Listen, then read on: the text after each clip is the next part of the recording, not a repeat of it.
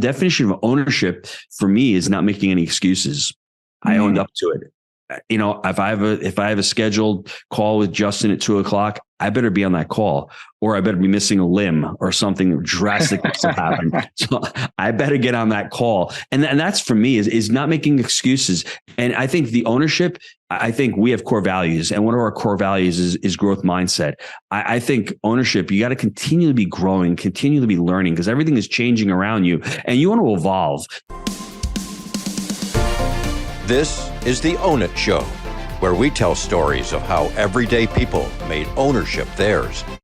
Hey, everybody. Welcome back to the Own It Show. I'm your host, Justin Rothling-Schofer. And if you're watching on YouTube and you're looking over my shoulder, you're going to notice that is not your typical background. And that's because I'm in Iowa, just finished up a keynote series to another Vistage group, which has just been so amazing. And just to really be able to see the impacts of what a life in ownership and living life by design can truly do for you, and opening people's eyes to that, because we're surrounded by people who are doing such amazing things in business, doing such amazing things in service of others. But how are we actually servicing ourselves? How are we making sure that we have everything in a line that we can do to make sure that this can happen? And if you guys are new here, go check out the other 200 plus episodes that we've done over the past 2 years.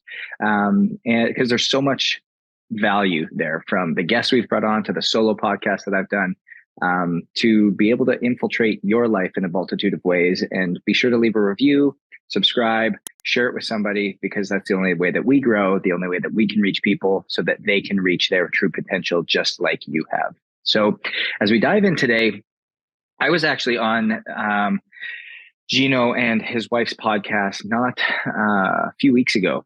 And it was really awesome just to be able to get to know him and understand what he's doing. But this is also a guy that's experiencing what life in ownership looks like. He understands that he's on that journey himself, and he's been able to do some really unique things in his life because of who he is, how he shows up, how he operates, and the relationships that he's built. And so I wanted to bring him on today because not only is he an expert in his space, but he's also quite honestly the epitome of what you would want in somebody who's living a life in ownership. And so, Gino, it is a pleasure to have you on.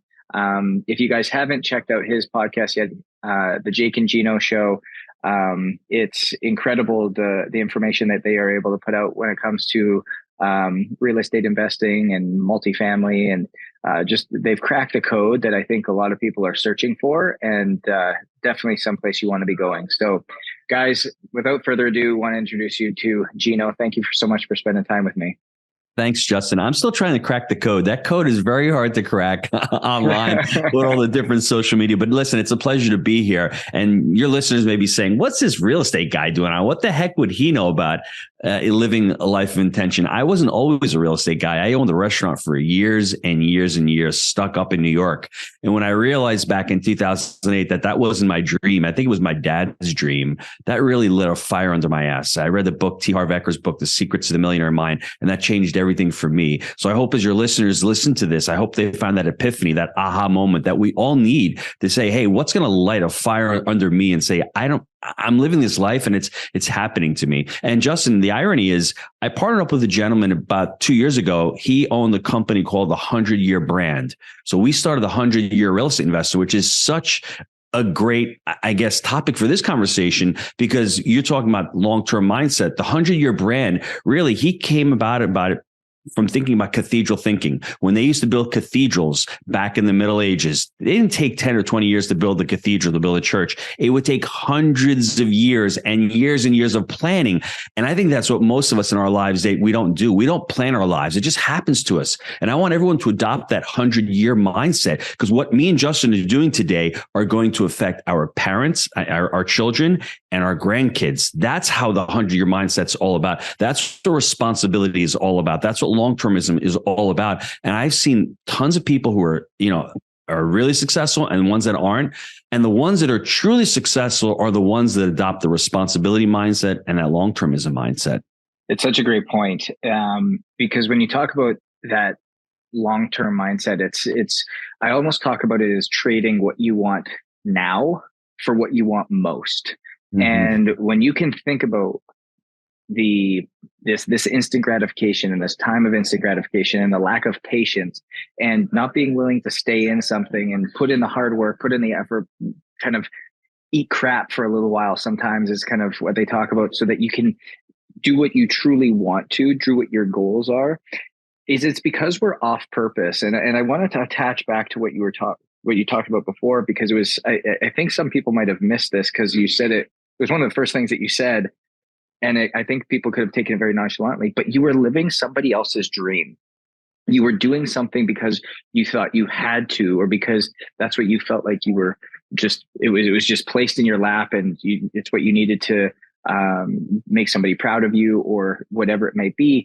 And by doing something that you're not meant to do, by doing something that you're not called to do, by doing something that's living somebody else's dream, that's ultimately going to cause you to not have the staying power, the willpower, the longevity to make the decisions for what you want most, because you want to collapse time. You're not patient to do what's willing or what's needed to get you to what you want most, and rather what you want now. And so I want to go back to that. What did you do, or what was your process that took you from doing what you were told you were supposed to do to what you were meant to do?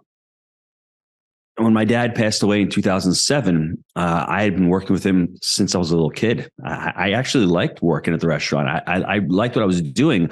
I was just caught up in this dream that I thought, as an entrepreneur, we need to maximize our balance sheet. We need to maximize our money. So I was always equating success with money. That's how you're brought up as an immigrant, son of two immigrants from Italy. And that's how I was brought up. And when he passed away, the Great Recession came and things started shifting. And I'm like, at the time I had 4 kids. I have 6 kids now. So I was worrying about paying the bills. That was my first and foremost. I wasn't worrying about what was going to make Gino happy. I was worrying about how can I put food on the table? And things started happening. I met my partner, Jake, in 2009. I started going out and getting mentorships and learning about real estate and saying, I can't focus on one stream of revenue.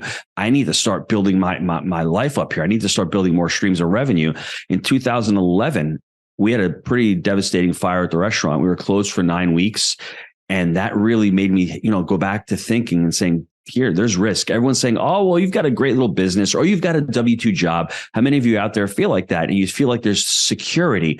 Well, that security was gone after that fire. I got, like I said, it lit a fire under my ass. Literally, after that happened, I'm like, okay, Jake, you're moving down to Knoxville. Let's start working on this. My midlife crisis is I really want to create impact. I really want to become financially free, whatever that looks like. And that's when it started. And I just recently, within the last week, read a book called The Illusion of Money. And I really highly recommend it to a lot of you listening to it, because the author Kyle is talking about this money, how we equate money with security, and how a lot of us have that money and make money hold us back from what our true purpose is, what our true calling is. And I really experienced this because when I was chasing money, the money was hard to find. It was hard to follow. It was hard for me to attract it. But once I became financially free and I created Jake and Gino, and we started buying more properties and the opportunities started coming, I wasn't focusing on money. Money is just the result, for anybody who doesn't really know that. The better you are, the more money you're going to make. And if you can focus on your true passion and you can focus on your true calling, I will guarantee you the opportunities are going to come out there. You're going to be attracting those opportunities. I couldn't attract the opportunities in the restaurant because I was in the kitchen washing dishes, hiding from everybody. Once I came out from the shadows and I started living my true purpose, and I'm still trying to figure out what that is, but I think it is Jake and Gino, and I think it is real estate. And those are the opportunities that are showing up in my life. I'm going to challenge everybody listening to this. Are you hiding in the kitchen? Are you washing those dishes? Are you not really seeking your true purpose? And are you looking at money as the security? Because money is not a security. It's just a result. If you go out there and you work just for money, it's not going to make you any happier. The true happiness comes when you're out there trying to fulfill your soul purpose. And once you create that soul purpose, you go to work excited every day. Take a look where Justin is. He is in a conference center. He doesn't need to be doing this right now, but I know he enjoys doing the podcast. I know he enjoys creating success stories and listening to other people doing it. So he's living his soul purpose, and he understands the more of this I do, the more opportunities will come my way and the happier my day will be. Gino, as you kind of talk about this concept of soul purpose, I think people see that or hear that and it becomes very daunting very quickly. It's like, well, my soul's purpose. Like, what was I put on this earth for? What is my why? I always say Simon Sinek ruined it for everybody with, what is your why? Like, figure it out. Tell me, what is your why? If you don't know what your why is, you shouldn't be doing anything.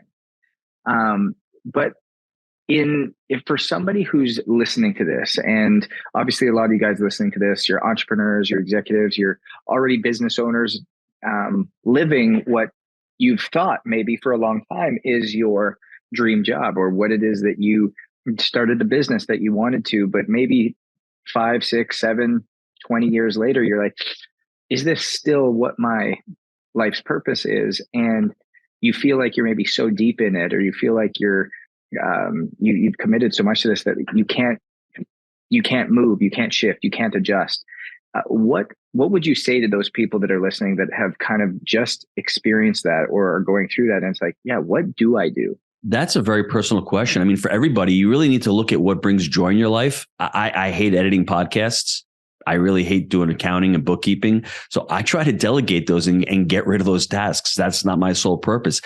I think for me, early on, I figured out that I really like to help people, and I loved coaching. I got into life coaching, and that was a lot of fun for me. I'd never experienced that. So I found out that I really wanted to create impact for others. I wanted to create this community of Jake and Gino students that we could get together. We could teach them about real estate, although it really isn't about real estate. It's really more about community and how to grow your wealth. So for those of you listening out there, it's a hard question because most of us don't sit around and ask that question, or even really heard the concept. I heard about it from Garrett Gunderson. Garrett Gunderson's an individual who's a wealth coach, and he's written a couple books. The last book that he wrote was What Would Billionaires Do? But he wrote a book about killing sacred cows and about investing.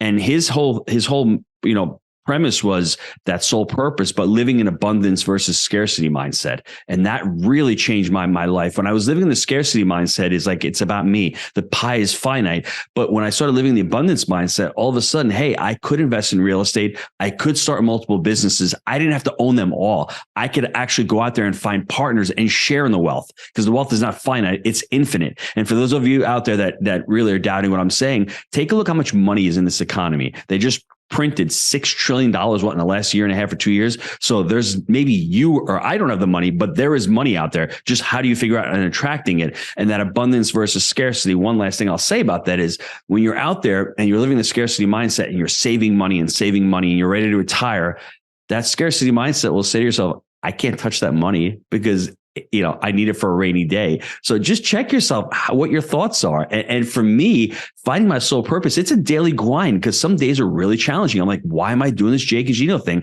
I got people telling me I'm a criminal. They're telling me that, hey, why are you putting on this content? Why are you charging so much for your programs? And then there are days that I get emails from students that are going, thanks, you just changed my life. So you have to understand why you're doing something, because there are going to be tough days that challenge you. So go out there and think about it daily. Why are you put here?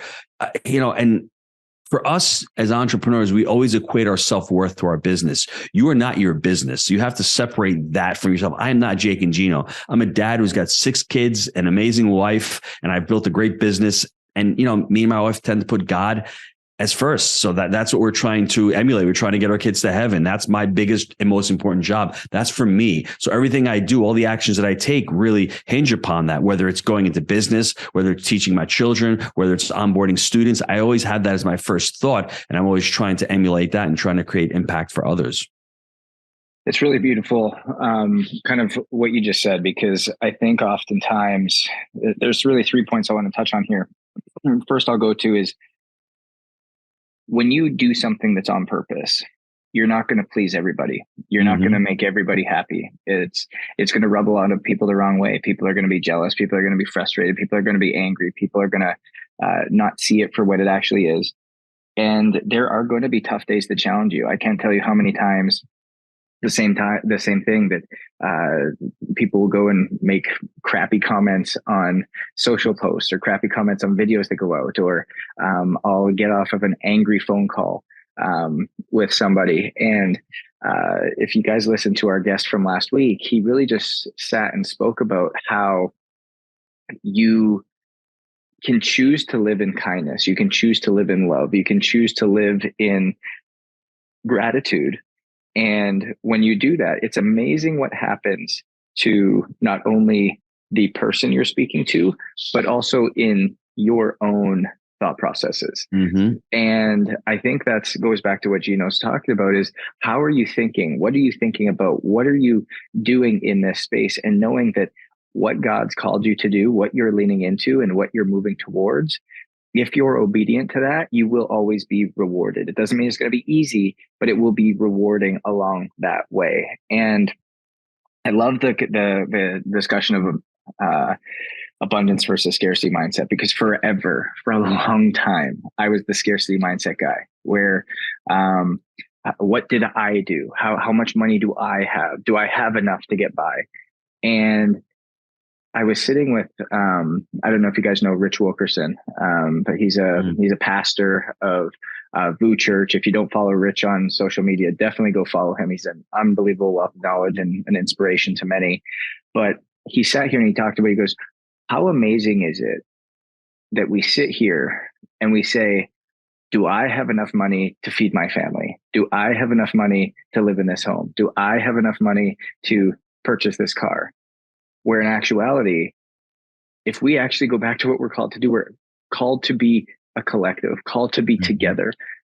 Yes, financial, financial wealth is necessary to look after the whole. Mm-hmm. But we're called to use money as a vehicle to be able to do that. Mm-hmm. And I just love that comment of what you said is there is never a shortage. It's just, are you resourceful enough and are you leaning into your calling? Because if you're doing that, it will come in great abundance, because that's a promise that each one of us has. But it requires obedience to get there. Mm-hmm. I love that. As you kind of tell your story, Gino, and you kind of lean into this concept of you are not your business. Talk us a little bit through all of these pivot points that you've had along your journey that have ultimately brought you to where you are today. And I think just speaking to people in helping them to know that you can reinvent yourself. You can reinvent yourself once, you can reinvent yourself 50 times. It doesn't matter. It just depends on whether you're willing to be obedient or not. Mm-hmm. I think what we should all do is we should all reflect upon our lives. And I think every time I've had a big problem pop up in my life, I look back and there's always opportunities that come from that problem. And I think those of us that are successful, we have the same cards that are dealt. It's how we play that hand. And, for instance, that fire, I could have packed it in and said, you know what, I'm done. But I ended up going out. I ended up partnering with Jake. Then what ended up happening about a year and a half after that, I ended up getting, by the state of New York, they ended up going out and they ended up not finding us, but they did an audit. And I was fearful at the time. I'm like, what am I going to do? I went to my priest for confession, and I thought I was going to sit there and I thought I was going to, have a little sob story and let him know what's going on, and maybe get some advice from him and say, hey, Gino, it'll be okay. I mean, the total opposite occurred. He started sort of like, I wouldn't say yelling at me, but a little tough, going, Gino, what's wrong with you? These aren't problems. We've all got these problems. I've got 5,000 parishioners here. They're driving me nuts. So instead of me being consoled, it seems as if I had to console him. I'm like, dude. And I just said, that's probably God sending me a message of saying, it'll be okay. You'll figure it out. And I think the thing that's been most fortunate for me is I've had some great partnerships. My wife is amazing. She's helped me through it all along. She's always been by my side. She's always believed in me. And the same token, you might have heard us saying this, that I've worked extremely hard. I'm not going to let her down. If somebody gives you that kind of confidence, I can't let her down. I've had an amazing partnership with my partner, Jake, from the very beginning. We've been at each other's side for the last 15 years, working extremely hard, not letting that person down. So I don't even remember what the answer to the question was, but I think really having those relationships has really helped me out over the last, 10 to 15 years for myself, because you can't do it alone. And that's what the scarcity mindset wants you to do. They want you to go alone because you need to be the smartest person. Check your ego at the door, become a constant learner, never think of yourself as an expert, because there's always so much more to learn, and be humble. You were talking about gratitude. If you can humble yourself and be the last person to speak and let everyone else talk, that's really what leaders That's what we're supposed to do. When we're younger, we always want to be heard. But as we get older, we talk less and we take in, more advice from a lot of our team members. And that's how I think we can grow. So I think partnerships, learning to become a better leader, becoming a great coach, being able to ask great questions. That's really what's helped me out over the last 10 to 15 years. I love it. There's my wife sent this to me ironically, but she sent me a little picture and it says, a man's success has a lot to do with the woman he chooses to have in his life. And vice versa. Totally. And vice versa. And I just think it's so true, is the decisions that we make about who to build relationships with, not just with our immediate spouses, but with our business partners, our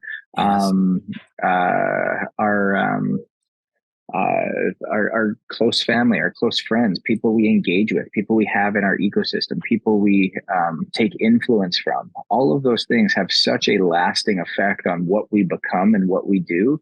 And I think we oftentimes take those for granted, and we don't put a lot of intentionality towards it. And the people that serve us and love us the most are the people we engage with the least. Whereas we think if there's something a little bit more transactional, we put a little bit more effort into it, but yet there's no substance there. And I know we've had some very dear close friends to us over the last little bit, and they've had some business partners that really caused them a lot of problems, and it cost them a lot of money. But yet when they look at the people around them, they hadn't invested in the right relationships. And so that's really available to us, I think, in a big, big way. And I'm sure that you've had that along the way as well.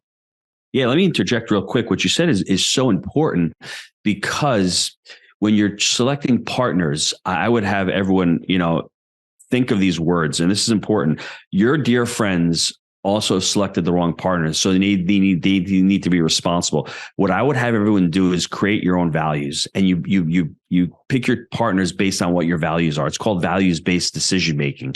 It sounds really simple, but if we really did that and we really chose our partners based on our values, and long-termism is one of them. If your partner's in for a quick buck and you're in it for the long haul, that is not going to work. If I want to buy a 50-unit apartment complex and hold it for the next 15 years, but Justin's here, hey, we can make a quick buck, let's sell in 2 years.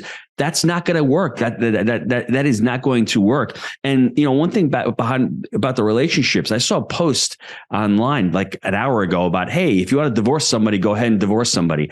That's the short-term mindset. The long-term mindset is we're committed. We're in a relationship. There are going to be some tough days. I mean, I can be a prick. My wife really should be able to smack me. But if after every argument, there's threat of divorce and not working on it long term, then of course it's going to pop up. But for me, it's not even a thought in my mind. It doesn't even pop into my mind, because I'm committed to this person. I'm in it for the long term. So understanding those values, and maybe that's one of the values that the listeners can adopt, is long-termism and responsibility. And a lot of problems will actually go away. And even when you do choose a bad partner, I chose bad partners 4 years ago on a deal down here. We were supposed to building vacation rentals. The two partners were horrible, but guess what? I selected them.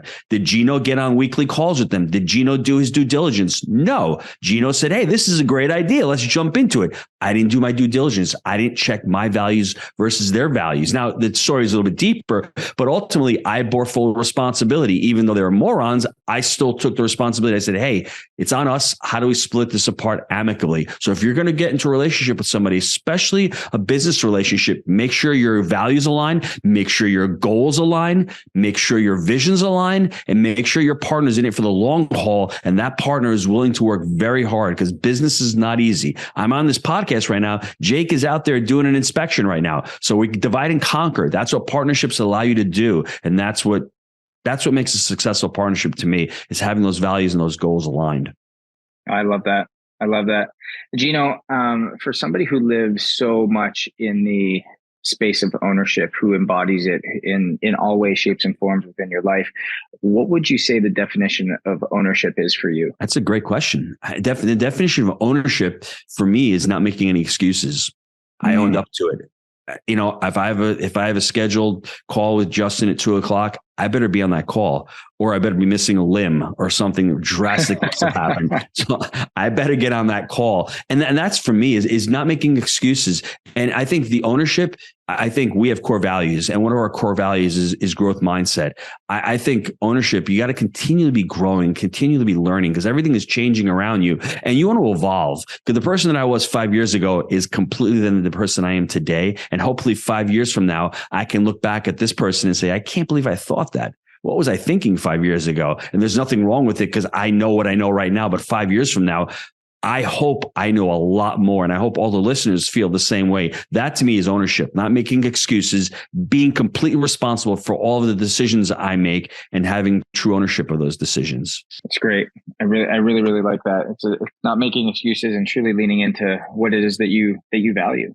Mm-hmm. Gino, where can people find you? Where can people interact with you if they're wanting to know more about the multifamily, if they're wanting to really kind of lean in and just get exposed to you, your content, your businesses, and just to understand more about you outside of the Jake and Gino show, which I told you guys to really look at earlier on, because again, I think there's just a wealth of knowledge in how the information is put together, made easy and understandable. I would just two places. Just go to jakeandgino.com. We have our blogs, we have our podcasts, we have all the different materials we have on there. If not, just go to YouTube and go to Jake and Gino, and you'll see a lot of the videos we have on there. We have a podcast with the wife. You've been on our podcast. It's the Julie and Gino show. It's a show where I get to make fun of my wife for like 30 minutes. It's like so therapeutic for me. It's like that's my calling. I get to be on a call. I get to be on a show with her every 2 weeks, and it's just so much fun because most people get on there. We're going to talk numbers. We're going to talk business, and then we're just having fun. We want people to see how much fun it can be